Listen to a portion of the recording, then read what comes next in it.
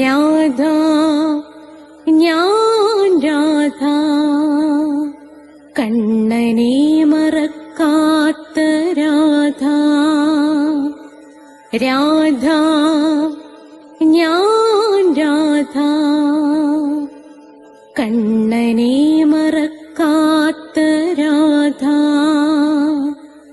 വൃന്ദാവനം നീ മറന്നോ, മധുരയെ നീ മറന്നോ.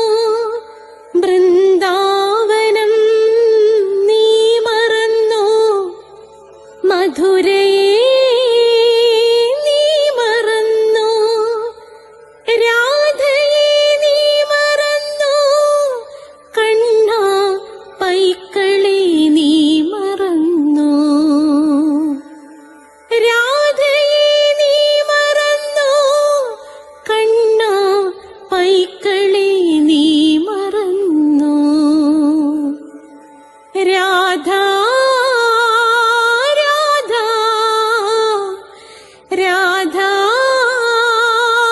രാധ മറന്നിട്ടും മറക്കാത്ത രാധ, മറന്നിട്ടും മറക്കാത്ത രാധ. രാധേ രാധേ രാധേ രാധേ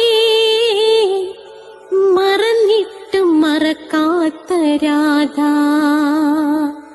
മറന്നിട്ടും മറക്കാത്ത രാധ.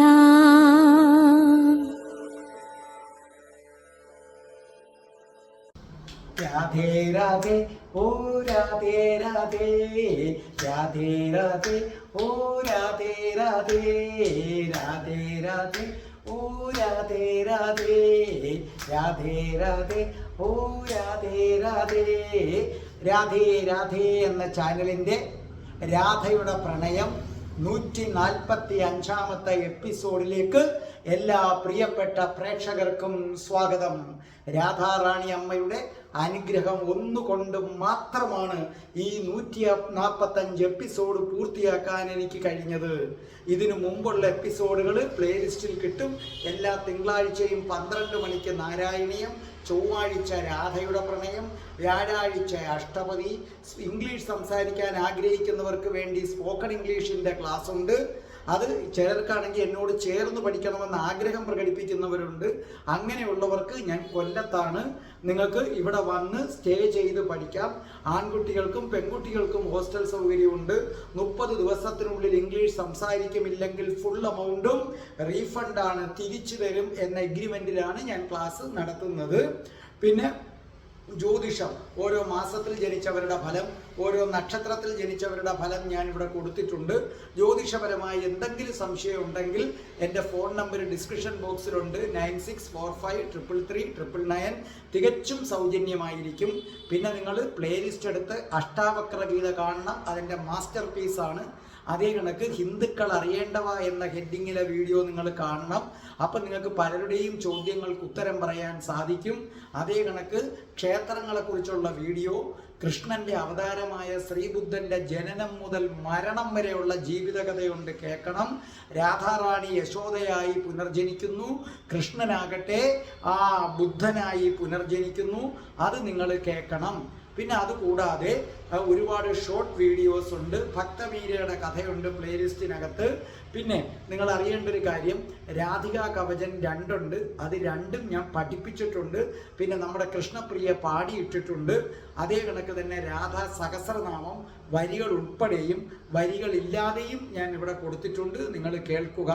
പിന്നെ കഠിന കൃഷ്ണഭക്തനായ ഞാനെങ്ങനെ രാധാഭക്തനായെന്നുള്ളത്. അപ്പം നമുക്ക് പ്രാർത്ഥിച്ചിട്ട് തുടങ്ങാം. ഓം മഹാഗണപതയേ നമഃ. ഓം ശ്രീ രാധാകൃഷ്ണായ നമഃ. ഓം രാധായേ സ്വാഹ. രാധേ രാധേ ഓ രാധേ രാധേ, രാധേ രാധേ ഓ രാധേ രാധേ, രാധേ രാധേ ഓ രാധേ രാധേ, രാധേ രാധേ ഓ രാധേ രാധേ, രാധേ രാധേ ഓ രാധേ രാധേ രാധേ രാധേ ഓ രാധേ രാധേ ബർസാനെ വാലി രാധാ റാണി കി ജയ്. എൻ്റെ മാതാവ് രാധാ റാണി കി ജയ്. എനിക്ക് സർവൈശ്വര്യങ്ങളും വാരിക്കോരിത്തരുന്ന എൻ്റെ പൊന്ന് രാധാ റാണി അമ്മ കി ജയ്. എനിക്ക് രോഗങ്ങൾ വരാതെ കാത്തുരക്ഷിക്കുന്ന എൻ്റെ പൊന്ന് രാധാ റാണി അമ്മ കി ജയ്. എന്നെ സർവ പാപങ്ങളിൽ നിന്നും മോചിപ്പിച്ചു തരുന്ന രാധാ റാണി അമ്മ കി ജയ്. അതുപോലെ കഴിഞ്ഞ ശനിയാഴ്ച 15-ാം തീയതി എൻ്റെ ജീവിതത്തിലെ മറക്കാനാകാത്ത നിമിഷമാണ്. ഞങ്ങളെല്ലാം കൂടെ രാധാറാണിയുടെ ക്ഷേത്രത്തിൽ പോയി. രാധാറാണിയുടെ ക്ഷേത്രം ഞങ്ങൾ ചെന്നപ്പോൾ അടച്ചു. പക്ഷെ അടച്ച ക്ഷേത്രം എന്ത് ചെയ്തു? തുറന്നു തന്നു. അതെങ്ങനെയാണെന്ന് ഞാൻ വീഡിയോ ആക്കി ഇട്ടിട്ടുണ്ട്. അത് കാണാത്തവർക്ക് ഇതിനകത്ത് ഡിസ്ക്രിപ്ഷൻ ബോക്സിൽ അതിൻ്റെ ലിങ്ക് ഞാൻ നിശ്ചയമായും കൊടുത്തേക്കും. നിങ്ങളത് കാണണം. രാധാജി ഭക്തവത്സലയാണ്.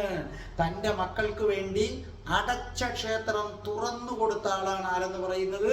രാധാറാണി. സാധാരണ ക്ഷേത്രം അടച്ചാൽ അങ്ങനെ ചെയ്യാറില്ലല്ലോ. പക്ഷേ ഇത് ആള് രാധാറാണിയാണല്ലോ. അപ്പം അവിടെ എന്നെ സ്നേഹിക്കുന്ന രാധാഭക്തർ അവിടെ എത്തിയിരുന്നു. അതായത് രേണുക മാഡം എത്തിയിരുന്നു, രേണുക മാഡത്തിൻ്റെ മരുമകൻ എത്തിയിരുന്നു, പിന്നെ ദീപ എത്തിയിരുന്നു. അതേ കണക്ക് തന്നെ ദീപയോടൊപ്പം ദീപയുടെ മകൻ ഉണ്ടായിരുന്നു. അതേപോലെ പിന്നെ ആരാണ്, ലണ്ടനിൽ നിന്ന് വന്ന ആശ ഉണ്ടായിരുന്നു. പിന്നെ കുറേ പേർക്ക് സൺഡേ ആണെങ്കിൽ വരാമെന്ന് പറഞ്ഞു. ഞാൻ പിന്നെ സമയത്തിട്ടത് കൊണ്ടാണ് പറ്റാഞ്ഞത്.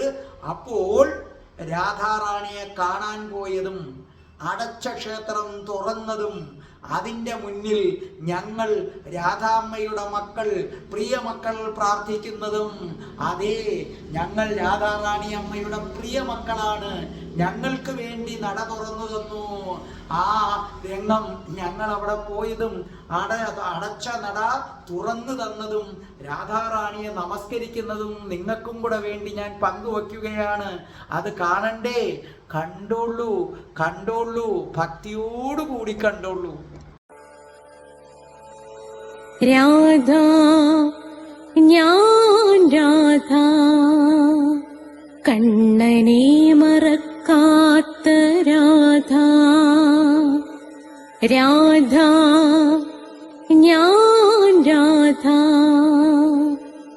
കണ്ണനെ മറക്കാത്ത രാധ. വൃന്ദാവനം നീ മറന്നോ, മധുരയെ നീ മറന്നോ. വൃന്ദാവനം നീ മറന്നോ, മധുരയെ നീ മറന്നോ. രാധയെ നീ മറന്നോ, കണ്ണാ പൈക്കളെ നീ മറന്നോ. രാധയെ നീ മറന്നോ, കണ്ണാ പൈക്കളെ നീ മറന്നോ. രാധ രാധ രാധ രാധ, മറന്നിട്ടും മറക്കാത്ത രാധ, മറന്നിട്ടും മറക്കാത്ത രാധ. അപ്പോൾ നിങ്ങളെല്ലാം അത് കണ്ടല്ലോ. പിന്നെ എല്ലാവരും എന്നോട് പറഞ്ഞു, സാറേ ഇപ്രാവശ്യം കൃഷ്ണൻ ജലമയമായ കഥ പറയണേ. നേരെ സാറ് രാധാകുണ്ടിലേക്ക് പോണ്ട, ഞങ്ങൾക്ക് ഒരാഴ്ച വരെ കാത്തിരിക്കാൻ വയ്യ. ഞങ്ങൾക്ക് ഇപ്രാവശ്യം രാധയുടെ പ്രണയം എന്ന് പറയുന്നത് കൃഷ്ണൻ എങ്ങനെ ജലമായി മാറി അത് സാറ് പറയണം, പറഞ്ഞേ പറ്റൂ. ഇപ്രാവശ്യത്തെ രാധയുടെ പ്രണയത്തിൽ അത് മതി. അപ്പം നിങ്ങളുടെ താല്പര്യം കണ്ടപ്പോൾ എനിക്ക് വളരെ സന്തോഷം തോന്നി. നിശ്ചയമായും നിങ്ങൾ പറഞ്ഞത് ഞാൻ അനുസരിക്കുകയാണ്. അതോടൊപ്പം തന്നെ പലരും ലളിത സഖിയെക്കുറിച്ച് കൂടുതൽ അറിയാൻ ആഗ്രഹം പ്രകടിപ്പിച്ചുകൊണ്ട് എനിക്ക് നിരവധി മെസ്സേജുകൾ അയച്ചിട്ടുണ്ട്. അപ്പോൾ ലളിത സഖിയാണോ വലുത് അതോ മറ്റു വല്ല സഖികളുമാണോ വലുത് എന്ന് പറഞ്ഞുകൊണ്ട് ഒരുപാട് പേര് ലളിത സഖിയാണോ അതോ ചന്ദ്രാവലിയാണോ അതോ ഈ അടുത്ത സമീപത്ത് വന്ന വിശാഖയാണോ വലുത്? അങ്ങനെ നിരവധി പേർക്ക് നിരവധി സംശയമാണ്. അപ്പം ഞാൻ വിചാരിച്ചു നമ്മുടെ രാധയുടെ പ്രണയം ഇപ്രാവശ്യത്തെ എപ്പിസോഡ് എൻ്റെ ബഹുമാനപ്പെട്ട പ്രേക്ഷകരെ മാനിച്ചുകൊണ്ട് ഒന്ന് ലളിത സഖിയെക്കുറിച്ച് നിങ്ങൾക്കൊരു വിവരണം നൽകാം. 2 കൃഷ്ണൻ എങ്ങനെ ജലമായി മാറി എന്ന സംഭവവും പറയാം. ലളിത സഖിയെ സംബന്ധിച്ചിടത്തോളം ലളിത സഖിക്ക് ഒരു പ്രത്യേക വനം തന്നെ ഉണ്ട്. അതിലെ എല്ലാ നികുഞ്ചങ്ങളും പരിപാലിക്കുന്നത് ലളിത സഖിയാണ്. രാധാകുണ്ടിൻ്റെ വടക്ക് ഭാഗത്താണ് ലളിത സഖിയുടെ ഈ വനം ഉള്ളത്. രാധാകൃഷ്ണന്മാര് രതിലീലയാടാൻ തിരഞ്ഞെടുക്കുന്നത് ലളിത സഖി പരിപാലിക്കുന്ന വനമാണെന്നറിയുക. ആദ്യമായിട്ട് ലളിത സഖിയുടെ മേന്മകൾ എന്താണെന്നറിയണം.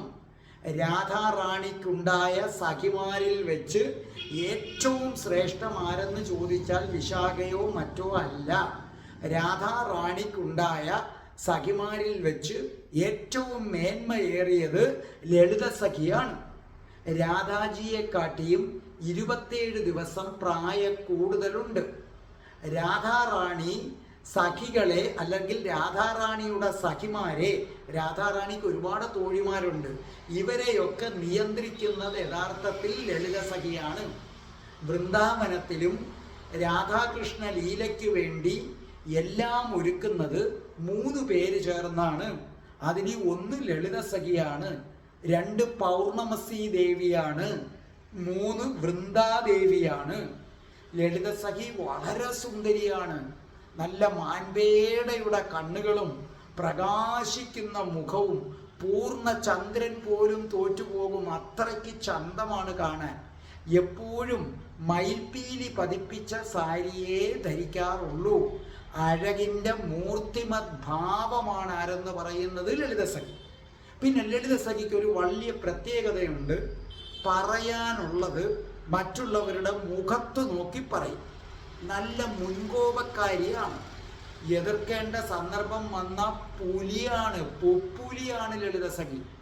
രാധാജിക്ക് വേണ്ടി കൃഷ്ണനോട് ദേഷ്യപ്പെടും, കൃഷ്ണനോട് തർക്കിക്കും.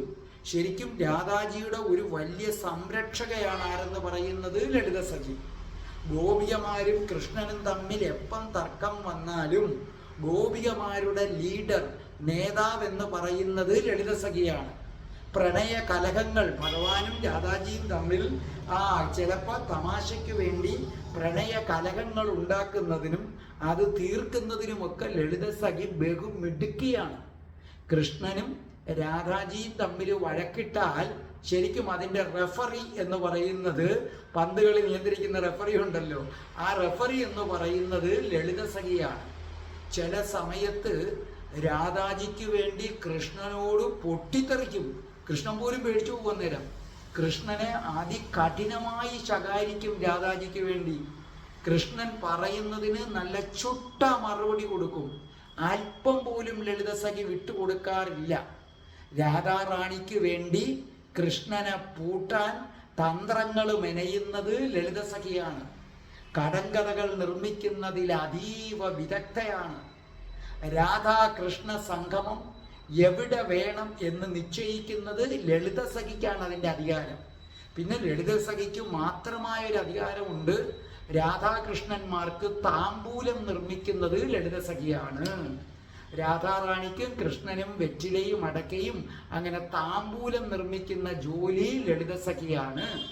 അതുകൂടാതെ നമ്മുടെ രാധാറാണിയെ വസ്ത്രമണിയിക്കുന്നതും പൂമാലകൾ കൊണ്ട് അലങ്കരിക്കുന്നതും രാധാറാണിയാണ്.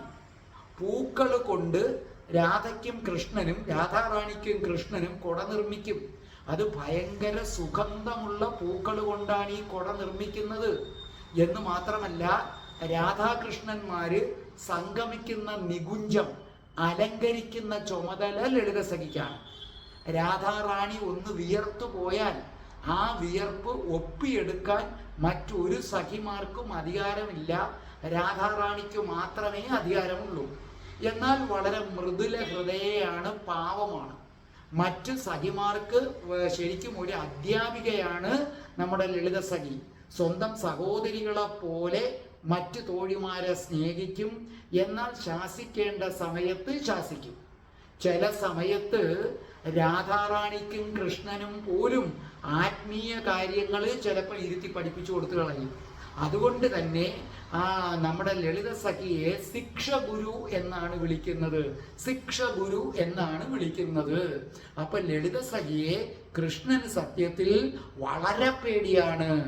ഈ ലളിത സഖിയുടെ വാക്ക് ധിക്കരിച്ചുകൊണ്ട് കൃഷ്ണന്റെ അടുക്കൽ പോകാൻ രാധാജിക്കും സ്നേഹമാണ്, ഇപ്പൊ പിന്നെ പേടിയാണ്. അപ്പൊ അത്രയ്ക്ക് വലിയ സ്ഥാനമാണ് രാധാജിയുടെ സഖിമാരിൽ ഏറ്റവും ഉയർന്ന സ്ഥാനമാണ് ലളിത സഖിക്കുള്ളത്. കഠിന രാധാഭക്തര് മരിക്കുമ്പോൾ അവരെ കൂട്ടിക്കൊണ്ടുപോകാൻ ഭൂമിയിലേക്ക് വരുന്നത് ലളിത സഖിയാണെന്ന് മനസ്സിലാക്കുക. കഠിന രാധാഭക്തര് മരിച്ചാൽ ലളിത സഖി നേരിട്ടെത്തി അവരെ കൂട്ടിക്കൊണ്ടു പോകും. ഇതാണ് ലളിത സഖിയെക്കുറിച്ച് ഒരു ചുരുങ്ങിയ വിവരണമെന്ന് പറയുന്നത്. എൻ്റെ പ്രേക്ഷകർ നിരന്തരം ആവശ്യപ്പെട്ടതുകൊണ്ടാണ്. അത് തന്നെയല്ല, ഈ അടുത്ത കാലത്ത് രാധയുടെ പ്രണയം വരുമ്പോൾ വിശാഖ രംഗപ്രവേശം ചെയ്തു. അപ്പൊ ആളുകൾക്കൊരു സംശയം, വിശാഖയാണോ ലളിതയാണോ വലുത്? പിന്നീട് ലളിത സഖിയുടെ കല്യാണം കഴിഞ്ഞ് അങ്ങനെ പോവുകയാണ്. എങ്കിലും ഒരു നിഴല് പോലെ എപ്പോഴും ആരുടെ കൂടെയുണ്ട്? രാധാറാണിയുടെ കൂടെയുണ്ട്. സംശയിക്കേണ്ട, ലളിത സഖി തന്നെയാണ് രാധാറാണിയുടെ സഖിമാരിൽ ഏറ്റവും പ്രിയപ്പെട്ടത്. അപ്പോൾ നമുക്ക് കൃഷ്ണൻ ജലമയമായ കഥയിലേക്ക് ഇനി വരാം. നിലാവ് പെയ്തിറങ്ങുന്ന രാത്രി, അതിമനോഹരമായ രാത്രി, രോഹിത പർവ്വതത്തിൻ്റെ തടത്തിൽ ചന്ദന ഗന്ധം പരന്നൊഴുകുകയാണ്. ആ സമയത്ത് രാധ മാധവനോട് ചേർന്നിരുന്നു. എന്നിട്ട് രാധാറാണി പറഞ്ഞു, പറയൂ മാധവ, പറയൂ മാധവ, ആ കഥ പറയൂ, എനിക്ക് കേൾക്കാൻ കൊതിയാകുന്നു ആ കഥ. അപ്പോൾ കൃഷ്ണൻ രാധാറാണിയോട് പറഞ്ഞു, അത്യധികം രസകരവും രഹസ്യ സ്വഭാവവും കേൾക്കുന്നവർക്ക് പുണ്യം ജനിപ്പിക്കുന്നതുമായ ഈ കഥ ഞാൻ എൻ്റെ രാധയ്ക്ക് വേണ്ടി മാത്രം പറയുകയാണ്. ആ കഥ കേൾക്കാൻ പ്രകൃതികൾ കാതുകൂർപ്പിച്ചു നിന്നു. ഭൂമിയിലെ ഓരോ ജീവജാലങ്ങളും ശ്രദ്ധിച്ചു നിന്നു. കൃഷ്ണനാകട്ടെ രാധയെ തന്നോട് ചേർത്തു വച്ചു. അപ്പോൾ ഒരു തണുത്ത കാറ്റ് വീശി. രാധ തൻ്റെ ഉടല് പൂർണ്ണമായും കൃഷ്ണനിലേക്ക് ചേർത്തു. രാധാകൃഷ്ണന്മാർ ഏതാണ്ട് ഒന്നായിരുന്നു. അപ്പോൾ കൃഷ്ണൻ രാധയെ ആലിംഗനം ചെയ്തു. അവർ പരസ്പരം ആലിംഗനം ചെയ്തങ്ങനെ ഒന്നായിരുന്നപ്പോൾ കൃഷ്ണൻ കഥ പറഞ്ഞു തുടങ്ങി. കൃഷ്ണൻ കഥ പറയുകയായി. രാധേ, മഹാവിഷ്ണുവിൻ്റെ നാഭിയിൽ നിന്ന് ഒരു താമര വിരിഞ്ഞു. 1000 ഇതളുകളാണ്. അതിനകത്ത് ബ്രഹ്മാവ് ജനിച്ചു. ബ്രഹ്മാവ് പ്രപഞ്ചത്തിൻ്റെ സൃഷ്ടി നടത്തി. അനേകം ജീവജാലങ്ങളെ നടത്തി സൃഷ്ടിച്ചു. ആ ബ്രഹ്മാവിൻ്റെ മടിത്തട്ടിൽ നിന്ന് രാധേ നാരദൻ ജനിച്ചു. ഈ നാരദനാകട്ടെ ഗന്ധർവനായി ഭഗവാന്റെ ലീലകൾ പാടി ഇങ്ങനെ അലഞ്ഞു നടന്നു. അപ്പോൾ ഒരു ദിവസം ബ്രഹ്മാവ് നാരദനെ വിളിച്ചിട്ട് പറഞ്ഞു, നോക്കൂ, ഞാൻ ഈ പ്രപഞ്ചത്തിൻ്റെ സൃഷ്ടി നടത്തുകയാണ്. അവിടെ ജീവജാലങ്ങൾ വേണം. നീ ഇങ്ങനെ പാട്ടും പാടി നടന്നാൽ പറ്റില്ല. അതുകൊണ്ട് നീ വിവാഹം കഴിക്കണം, സൃഷ്ടി നടത്തണം. സൃഷ്ടി നടത്തുന്നതിൽ എന്നെ സഹായിക്കണം. അപ്പൊ നാരദൻ പറഞ്ഞു, ദുഃഖങ്ങൾ നിറഞ്ഞ ദാമ്പത്യ ബന്ധത്തിനും സൃഷ്ടികളിലേക്കും ഞാനില്ല. എന്നെ അതിനു വേണ്ടി നിർബന്ധിക്കരുതേ. എന്നെ സംബന്ധിച്ചിടത്തോളം ഭഗവാൻ ശ്രീകൃഷ്ണനെ ഭജിച്ച് കഴിയാനാണ് എനിക്ക് ഏറ്റവും ഇഷ്ടം. എന്നെ അതിനു വേണ്ടി അനുവദിക്കണം. അപ്പൊ ബ്രഹ്മാവിന് ദേഷ്യം വന്നു. നിന്റെ പിതാവായ ഞാൻ പറഞ്ഞ വാക്കുകൾ നീ ധിക്കരിച്ചു. അതുകൊണ്ട് നാരദ, നിന്നെ ഞാൻ ശപിക്കുകയാണ്. നീ സർവസമയവും പാടി നടക്കുന്ന ഒരു ഗന്ധർവനായി തീരട്ടെ. ശാപം പരിചൂരാധേ. രാധാറാണി ഉത്കണ്ഠയോടെ കൃഷ്ണന്റെ മുഖത്തേക്ക് നോക്കി. അതേ രാധേ, നാരദൻ എല്ലാ ലോകങ്ങളിലും അതിമനോഹരമായി പാടി നടന്നു. അപ്പോൾ ചോദിച്ചു, പ്രഭോ, രാധാറാണി ചോദിച്ചു, അന്നും നാരദന്റെ പേര് നാരദൻ എന്ന് തന്നെയാണോ? അപ്പോൾ കൃഷ്ണൻ പുഞ്ചിരിച്ചിട്ട് പറഞ്ഞു, അല്ല, അന്ന് നാരദന്റെ പേര് ഉപബർഹണൻ എന്നാണ്. പിന്നെ എന്തു സംഭവിച്ചു? അപ്പോൾ കൃഷ്ണൻ പറഞ്ഞു, ഒരിക്കൽ നാരദൻ കുറച്ച് സ്ത്രീകളും ഒന്നിച്ച് ബ്രഹ്മസദസ്സിൽ ഇങ്ങനെ പാടിക്കൊണ്ടിരിക്കുകയാണ്. അപ്പൊ നാരദന്റെ പാട്ടിനൊപ്പിച്ച് സുന്ദരികളായ യുവതികൾ അങ്ങനെ നൃത്തം ചവിട്ടുകയാണ്. അവരുടെ നൃത്തത്തിൽ അവരുടെ വസ്ത്രങ്ങള് ആടി ഉലഞ്ഞു. പലപ്പോഴും വസ്ത്രങ്ങളുടെ സ്ഥാനം തെറ്റി അവരുടെ മാദകമായ ശരീരം ഇങ്ങനെ തെളിഞ്ഞു വന്നു. അത് കണ്ടപ്പോൾ ഒരു നിമിഷം നാരദന്റെ മനസ്സൊന്ന് പതറി. എന്തു സുന്ദരികളാണിവര്, എന്തു മാദക തിടമ്പുകളാണിവര്. അവരോടൊത്ത് രതിലീലയാടാൻ നാരദൻ ഒരു കൊതി തോന്നിയതോടുകൂടി ഗാനത്തിന്റെ താളം തെറ്റി, ശ്രുതി തെറ്റി. സത്യമെന്തെന്ന് മനസ്സിലാക്കിയ ബ്രഹ്മാവ് നാരദനെ വീണ്ടും ശപിച്ചു, നീ ശുക്രയോനിയിൽ ജനിക്കട്ടെ. അങ്ങനെ നാരദൻ ദാസീപുത്രനായി മനുഷ്യരൂപത്തിൽ പിറന്നു.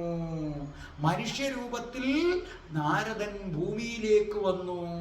അപ്പോൾ രാധാറാണി പറഞ്ഞു, അയ്യോ, നാരദനെ ബ്രഹ്മാവ് ശപിച്ചു ഭൂമിയിലേക്ക് വിട്ടു, എന്നിട്ട് അങ്ങ് സഹായിച്ചില്ലേ? അപ്പൊ കൃഷ്ണൻ പുഞ്ചിരിച്ചിട്ട് പറഞ്ഞു, കഥ മുഴുവൻ കേൾക്കൂ രാധേ. നാരദൻ ഈ ഭൂമിയിൽ വന്നിട്ടോ ഭഗവാനിലുള്ള ഭക്തി മൂത്ത് കീർത്തനം പാടി ഇങ്ങനെ നടന്നു. നദികളിലും പർവ്വതങ്ങളുടെ തീരങ്ങളിലും എല്ലാം ഭഗവാന്റെ കീർത്തനം പാടി നടന്നു. താനാണ് ഏറ്റവും വലിയ ഗായകൻ എന്ന ഒരു അകന്തയും നാരദരുടെ ഉള്ളിലുണ്ടായിരുന്നു രാധേ. നാരദൻ കിട്ടുന്നിടത്ത് നിന്ന് ഭിക്ഷ സ്വീകരിക്കും. ആരോടും പരാതി പറയാതെ ഇങ്ങനെ പാടി നടക്കുകയാണ്. അങ്ങനെ നാരദൻ ഇളാവൃതം എന്ന സ്ഥലത്തെത്തി. അപ്പൊ നാരദൻ അമ്പരന്ന് പോയി. അതിമനോഹരമാണ് ആ രാജ്യം, അതിമനോഹരമായ കൊട്ടാരം. അവിടെ രാത്രിയും പകലും എന്ന് വ്യത്യാസമില്ലാതെ താമരയും ആമ്പലും വിരിഞ്ഞു നിൽക്കുന്ന ഒരേ ഒരു സ്ഥലം. ബാക്കിയുള്ളിടത്തൊക്കെ പകല് താമരയും രാത്രി ആമ്പൽപ്പൂവുമാണല്ലോ രാധേ. ഇളാവൃതത്തിൽ നേരെ തിരിച്ചാണ്. അവിടുത്തെ സ്ത്രീകള് എന്തൊരു സൗന്ദര്യമാണ്! ഇത്രയും സൗന്ദര്യമുള്ള സ്ത്രീകളെ നാരദൻ കണ്ടിട്ടില്ല. പക്ഷേ നാരദൻ ഒരു കാര്യം ശ്രദ്ധിച്ചു. നാരദൻ നോക്കിയപ്പോൾ ഈ സുന്ദരിമാർക്കൊക്കെ ഒരു കുഴപ്പമുണ്ട്. അവരുടെ ഏതെങ്കിലും ഒരു അവയവം അത് ശോഷിച്ചിരിക്കുന്നു. ഒരു സ്ത്രീക്ക് കാലില്ലെങ്കിൽ മറ്റൊരു സ്ത്രീക്ക് കൈയില്ല. ചില സ്ത്രീകൾക്ക് കാതില്ല, ചിലർക്ക് കണ്ണില്ല, ചിലർക്ക് അവരുടെ അവയവങ്ങളിൽ പരിക്കുകൾ പറ്റിയിരിക്കുന്നു.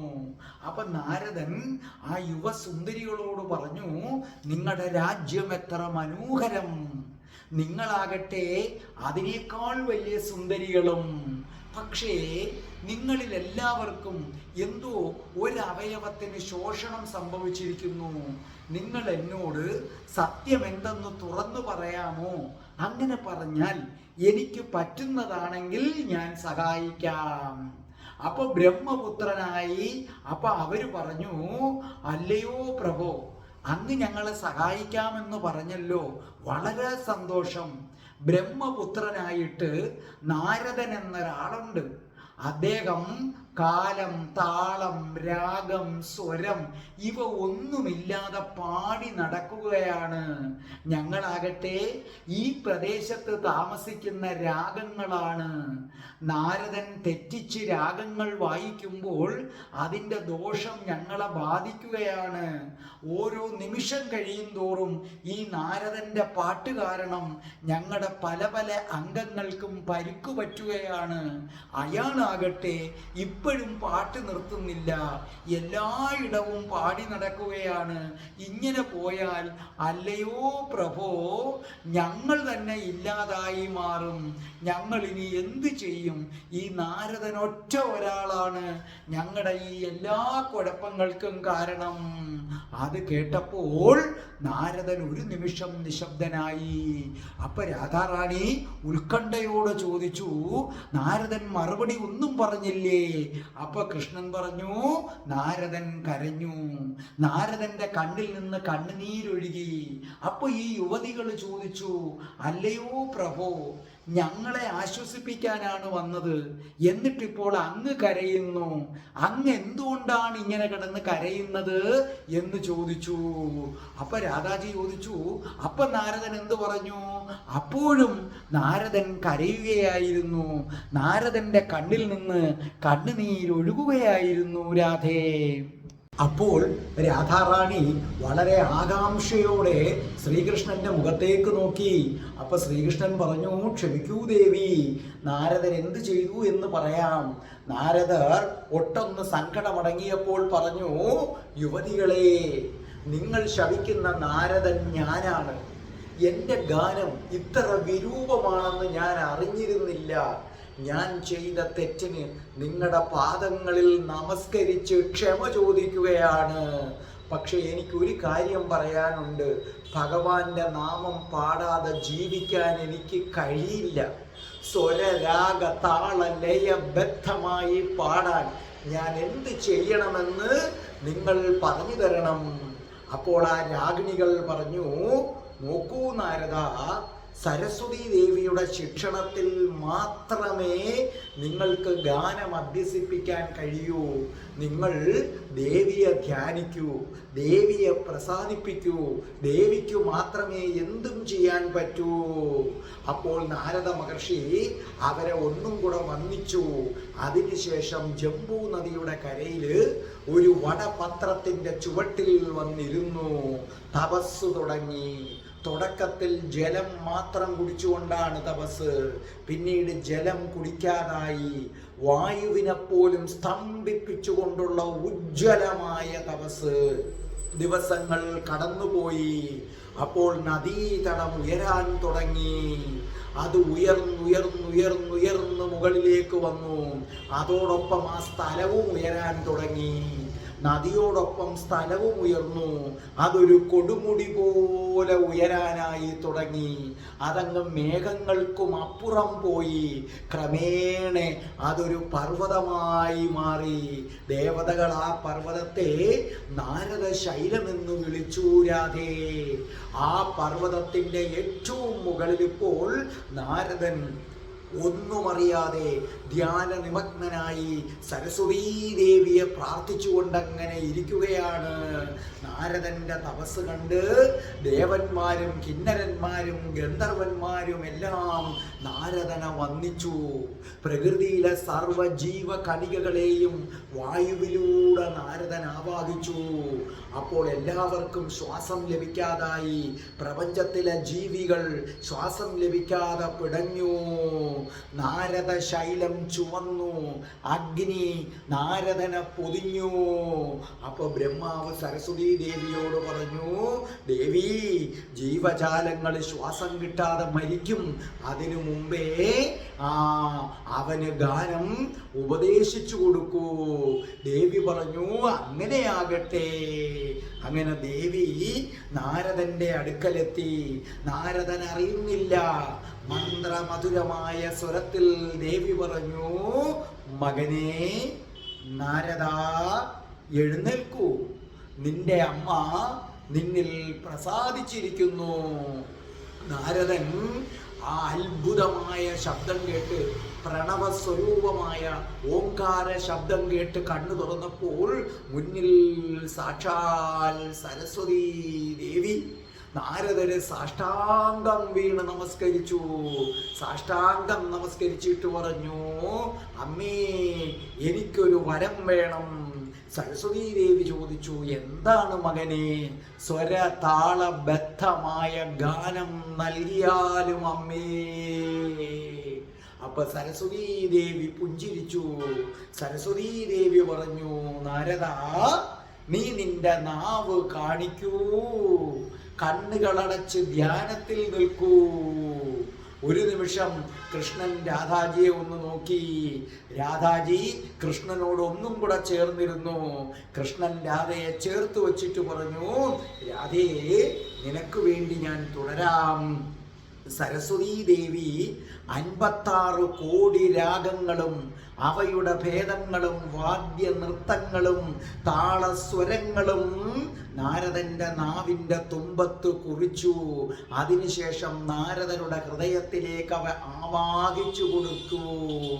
എന്നിട്ട് ദേവി അപ്രത്യക്ഷമായി. സന്തുഷ്ടനായ നാരദൻ ആ നാരദ ശൈലമെന്ന പർവ്വതമിറങ്ങി നഗരത്തിലെത്തി. അപ്പോൾ നാരദൻ കണ്ടു, കുറച്ചു മുമ്പ് തന്നോട് കരഞ്ഞു പറഞ്ഞ് അംഗങ്ങൾക്ക് ശോഷണം സംഭവിച്ച യുവതികള് അവര് പൂർണ്ണ ആരോഗ്യവാനായി മാറിയിരിക്കുന്നു. അവരവിടുത്തെ നികുഞ്ചങ്ങളിൽ നല്ല സുന്ദരന്മാരായ യുവാക്കളുമായി ആലിംഗബദ്ധനരായി നിൽക്കുന്നു. എവിടെയും സന്തോഷം മാത്രം. അപ്പം നാരദനും അങ്ങേയറ്റം സന്തോഷമായി. നാരദൻ എന്തു ചെയ്തു? അവിടെ നിന്ന് ഗന്ധർവലോകത്തിലെത്തി. അപ്പൊ രാധാജി ചോദിച്ചു, എന്നിട്ട്? കേൾക്കൂ രാധേ, ഗാനം ആലപിക്കാനുള്ള കഴിവ് എവിടെയാണ് ഞാൻ ആദ്യം പ്രദർശിപ്പിക്കേണ്ടതെന്ന ചിന്ത നാരദനെ അലട്ടി. ഈ സമയത്ത് നാരദൻ ഒരു ശിഷ്യനെ കിട്ടി. ആ ശിഷ്യന്റെ പേരാണ് തമ്പുരു. നാരദൻ ആ ശിഷ്യനെയും സ്വീകരിച്ച് അവര് ഗാനങ്ങളൊക്കെ ഉതിർത്ത് ആടിപ്പാടി ദേവസഭയിലെത്തി. അപ്പൊ ദേവസഭയ്ക്ക് നാരദരിൽ ഒട്ടും താല്പര്യം കാണിച്ചില്ല. അവര് നാരദരെ ഗൗനിച്ചത് പോലുമില്ല. അപ്പൊ നാരദർ വിഷണ്ണനായി. അവിടെ നിന്ന് നാരദരും ശിഷ്യനായ തമ്പുരുവും കൂടെ സൂര്യമണ്ഡലത്തിലെത്തി. അപ്പൊ സൂര്യൻ എങ്ങോട്ടോ പുറപ്പെടാൻ തയ്യാറായി നിൽക്കുകയാണ്. തനിക്ക് സമയമില്ല എന്ന് പറഞ്ഞു. അവിടെ നിന്ന് നാരദൻ ശിവപുരിയിലെത്തി. അപ്പൊ ശിവനാകട്ടെ ഭയങ്കരമായ ധ്യാനത്തിൽ അങ്ങനെ ഇരിക്കുകയാണ്. നിരാശനായ ആ നാരദൻ ബ്രഹ്മലോകത്തിലെത്തി. പക്ഷെ അവിടെയും രക്ഷയില്ല. വൈകുണ്ഠത്ത് നിന്നും ക്ഷണം വന്നില്ല. അപ്പൊ നാരദൻ ബ്രഹ്മാണ്ടത്തിന് പുറത്തു കടന്നു. അങ്ങനെ നടന്ന് നടന്ന് നടന്ന് രാധേ വിരജാ നദി കടന്നു. അങ്ങനെ വൃന്ദാവനത്തിലെത്തി. രാധാജി അത്ഭുതത്തോട് പറഞ്ഞു, വൃന്ദാവനത്തിലോ കണ്ണ? അപ്പോൾ പറഞ്ഞു, അതേ രാധേ, നമ്മളിരിക്കുന്ന വൃന്ദാവനം, ആ വൃന്ദാവനത്തിലെത്തി. നികുഞ്ചങ്ങൾക്കും നമ്മളിരിക്കുന്ന എന്ന് പറഞ്ഞാൽ അവിടെ അങ്ങ് ഗോലോകത്തിൻ്റെ ഉള്ള.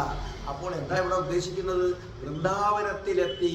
നികുഞ്ചങ്ങളും ഗോവർദ്ധനപുരിയും കടന്ന് ഒരു വലിയ വടവൃക്ഷത്തിൻ്റെ ചുവട്ടിലെത്തി. എന്നിട്ടുണ്ടല്ലോ ഗോകുലനാഥനെ കുറിച്ച് അതിമനോഹരമായ ഗാനമാലപിച്ചു. ഒന്ന് രാധാജി പറഞ്ഞു, അതേയോ? അതേ രാധേ. ആ ഗാനം കേട്ട് നമ്മുടെ ദ്വാരപാലിക വന്നു. എന്തു വേണമെന്ന് ചോദിച്ചു. അപ്പൊ നാരദൻ പറഞ്ഞു, എൻ്റെ പേര് നാരദൻ, ഇതെൻ്റെ ശിഷ്യൻ തമ്പുരു. ഞങ്ങൾക്ക് ഭഗവാനെ കാണണം. ഭഗവാൻ ശ്രീകൃഷ്ണന്റെ മുന്നിൽ ഞങ്ങൾക്ക് ഗാനം ആലപിക്കാൻ താല്പര്യമുണ്ടെന്ന് പറഞ്ഞു. രാധേ, ദ്വാരപാലിക എൻ്റെ അടുക്കൽ വന്നു അനുവാദം ചോദിച്ചു. ഞാൻ പറഞ്ഞു, നാരദനെ കൊണ്ടുവരാനായി പറഞ്ഞു. അങ്ങനെ നാരദൻ എൻ്റെ മുന്നിലെത്തി. ഞാൻ പറഞ്ഞു, നാരദ, നീ എനിക്ക് പ്രിയപ്പെട്ടവനാണ്. നാരദൻ എന്നെ സാഷ്ടാംഗം പ്രണമിച്ചു. അപ്പം ഞാൻ ചോദിച്ചു, എന്താണ് നാരദ നിനക്ക് വേണ്ടത്? അപ്പോൾ നാരദൻ പറഞ്ഞു, ഈ തിരുമുന്നിൽ ഗാനമാലപിക്കാനാണ് ഞാൻ വന്നത്. അപ്പോൾ വളരെ ഉത്കണ്ഠയോടുകൂടി രാധ ചോദിച്ചു. അപ്പൊ രാധ പറഞ്ഞു, എന്നിട്ട്? അപ്പോൾ കൃഷ്ണൻ പറഞ്ഞു, ഒരു രഹസ്യവും കൂടെ ഞാൻ പറയട്ടെ. ഈ സമയത്തൊക്കെ രാധേ, നീയും എന്നോടൊപ്പം ഉണ്ടായിരുന്നു. നിന്റെ മുന്നിലും എൻ്റെ മുന്നിലുമാണ് നാരദൻ ഗാനമാലപിച്ചത്. അപ്പൊ രാധാറാണി പറഞ്ഞു, എൻ്റെ മുന്നിലോ? അപ്പൊ കൃഷ്ണൻ പറഞ്ഞു, ഗോലോകം നിന്റേതല്ലേ? നാരദൻ ഇപ്പം നിൽക്കുന്നത് ഗോലോകത്താണ് രാധേ. പക്ഷേ ഭൂമിയിലേക്ക് വന്നപ്പോൾ നീ കഴിഞ്ഞ പലതും മറന്നുപോയി രാധേ. അതൊരു പ്രപഞ്ച നിയമമാണ്. അതുകൊണ്ടാണ് എനിക്കിത് പറയേണ്ടി വന്നത്. അന്നും എന്നോടൊപ്പം എൻ്റെ അടുക്കൽ നീ ഉണ്ടായിരുന്നു. രാധാറാണി ഒരു അത്ഭുതത്തോടു കൂടി കൃഷ്ണന്റെ മുഖത്തേക്ക് നോക്കി. കൃഷ്ണൻ രാധയെ ചേർത്ത് വെച്ചു, രാധാറാണിയുടെ നെറ്റിയിൽ ചുംബിച്ചു. അപ്പോൾ കൃഷ്ണൻ തുടർന്നു. നാരദൻ പറഞ്ഞു, എൻ്റെ മുന്നിൽ ഗാനമാലപിക്കാനാണ് വന്നത്, അല്ല നമ്മുടെ മുന്നിൽ ഗാനമാലപിക്കാനാണ് വന്നത്. രാധാജിക്ക് സന്തോഷമായി. രാധാജി ചോദിച്ചു, എന്നിട്ട്? നാരദൻ പാടിരാധേ, നാരദൻ പാടിരാധേ.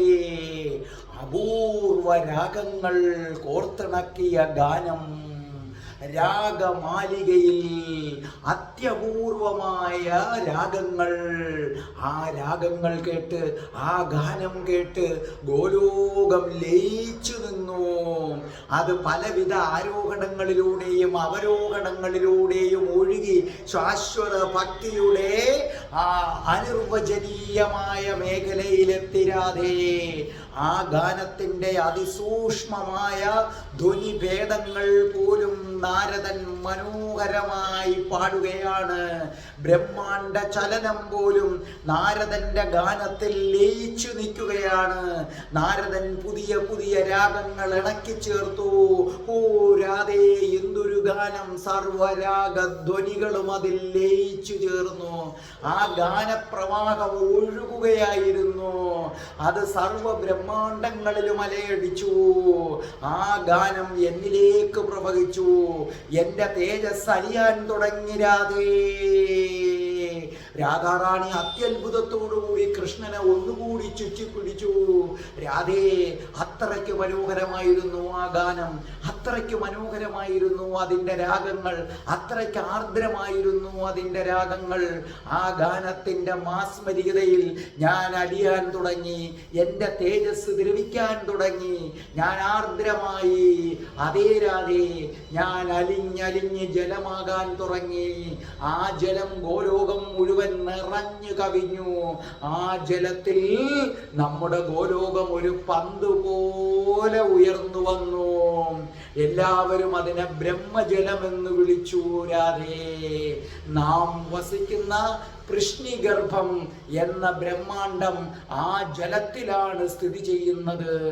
ആ ജലത്തിൽ നിന്നാണ് ആകാശഗംഗ ഉത്ഭവിച്ചൊഴുകുന്നത്. ശിവന്റെ ശക്തിയിൽ അവൾ ഭൂമിയിലെത്തുന്നു. ഭൂമിയിൽ അവളുടെ നാമം ഗംഗ. അറിയുക, ഗംഗയും ഞാനാകുന്നു രാധേ.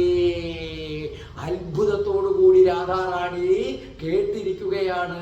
അതേ പ്രേക്ഷകരെ, നിങ്ങൾ അറിയുക, ഗംഗ കൃഷ്ണനാണ്. അതുകൊണ്ടാണ് ഗംഗയിൽ മുങ്ങിക്കുളിച്ചാൽ മോക്ഷം കിട്ടുമെന്ന് പറയുന്നത്. ഭഗവാൻ അലിഞ്ഞ് ബ്രഹ്മജലമായി മാറി. ആ ബ്രഹ്മജലമാണ് പ്രിയപ്പെട്ട പ്രേക്ഷകരെ ഭൂമിയിലേക്ക് ഒഴുകിയെത്തി ഗംഗ എന്ന പേരിൽ അറിയപ്പെടുന്നത്. ശിവന്റെ ശക്തിയിൽ ഒഴുകിയെത്തുന്നു ഭൂമിയിൽ എന്നേ ഉള്ളൂ സത്യത്തിൽ. കാരണം സാക്ഷാൽ കൃഷ്ണനാണ് ഒഴുകി വരുന്നത്. ആ കൃഷ്ണനെ വഹിക്കാൻ ശിവനല്ലാതെ മറ്റാർക്കും പ്രപഞ്ചത്തിൽ കഴിയില്ല. അതുകൊണ്ടാണ് ശിവന്റെ ജടയിൽ അദ്ദേഹം ഗംഗയെ താങ്ങി ഭൂമിയിലേക്ക്. ഒരു സാധനം പതോന്ന് നിലത്ത് പതിക്കുന്നതും എവിടെയെങ്കിലും തട്ടി പതിക്കുമ്പോഴും അതിൻ്റെ പതനത്തിൻ്റെ ആഘാതത്തിന് കുറവ് വരും. ഇവിടെ കൃഷ്ണന്റെ ജലം, ആ ജലം കുത്തനെ ഭൂമിയിൽ പതിച്ചാൽ ഭൂമിക്ക് താങ്ങാൻ പറ്റാത്തത് കൊണ്ടാണ് ശിവൻ ഗംഗയിൽ ആവാഹിച്ചിറക്കിയത്. യഥാർത്ഥത്തിൽ ഗംഗ എന്ന് പറയുന്നത് കൃഷ്ണനാണ് പ്രേക്ഷകരെ, ശ്രീകൃഷ്ണനാണ്. ശ്രീകൃഷ്ണ ഭക്തരെ, പോകൂ, ഒരിക്കലെങ്കിലും ഗംഗയിൽ മുങ്ങിക്കുളിക്കൂ. കൃഷ്ണന്റെ ശരീരത്തെ നെഞ്ചോട് ചേർത്ത് പിടിക്കൂ. അതെ, ഭൂമിയിൽ ബ്രഹ്മജലത്തിന്റെ പേര് ഗംഗ, സ്വർഗത്തിൽ മന്ദാകിനി, പാതാളത്തിൽ ഭോഗവതി. അതിനാൽ ഗംഗയെ ത്രിപദഗാമിനി എന്ന് വിളിക്കും രാധേ. അങ്ങനെയാണ് അങ്ങനെയാണ് ഞാൻ ജലമയമായി മാറിയത് രാധേ. ഈ കഥ അതീവ രഹസ്യമാണ്. എനിക്കും നിനക്കും ഗോലോക നിവാസികൾക്കും മാത്രം അറിയാവുന്ന കഥ രാധേ. ഇതിപ്പോൾ നീ മറന്നുപോയത് തന്നെ പ്രപഞ്ചത്തിലെ ജനങ്ങളെ, ഭൂമിയിലെ ജനങ്ങളെ മുഴുവനും അറിയിപ്പിക്കാൻ വേണ്ടി മാത്രമാണ് രാധേ. ഇതാരാണോ കേൾക്കുന്നവര് അവര് പുണ്യം ചെയ്തവരാണ്. ഈ കഥ കേൾക്കുന്നവർക്ക് ഗംഗയിൽ മുങ്ങിക്കുളിക്കാൻ അവസരം കിട്ടിയാൽ അവരുടെ എല്ലാ പാപങ്ങളും ഇല്ലാതാവുകയും അവരെൻ്റെ അടുക്കലേക്ക് വരികയും ചെയ്യും രാധേ. അതുകൊണ്ട് തന്നെ ഞാൻ ജലമയമായി മാറിയ ഈ കഥ പുണ്യതരമാണ് രാധേ. രാധാറാണി കൃഷ്ണനെ നെഞ്ചോട് ചേർത്ത് വച്ചു. കൃഷ്ണൻ രാധയെയും നെഞ്ചോട് ചേർത്ത് വച്ചു. പിന്നെ കൃഷ്ണന് രാധയുടെ ഹൃദയ തുടിപ്പുകൾ കേൾക്കാം. പക്ഷേ കൃഷ്ണന്റെ കണ്ണുകൾ സജലങ്ങളായി. ഞാൻ ഇനി എങ്ങനെ പറയും ഇവളോട് ആ കാര്യം? അത് ഓർത്തുകൊണ്ട് രാധയെ ഒന്നുകൂടി നെഞ്ചിലേക്ക് അമർത്തി. പക്ഷേ എനിക്കത് പറഞ്ഞേ പറ്റൂ. എന്താണ് ആ കാര്യം? എന്താണ് കൃഷ്ണൻ മടിച്ചു നിൽക്കുന്ന ആ കാര്യം? കാത്തിരിക്കൂ രാധേ രാധേ ഓ രാധേ രാധേ രാധേ രാധേ ഓ രാധേ രാധേ രാധേ രാധേ ഓ രാധേ രാധേ രാധേ രാധേ ഓ രാധേ രാധേ രാധേ രാധേ ഓ രാധേ രാധേ രാധേ രാധേ ഓ രാധേ രാധേ. ഓം ശ്രീം ഹ്രീം ക്ലീം ഐം രം രാസേശ്വരി രാധികായേ സ്വാഹ.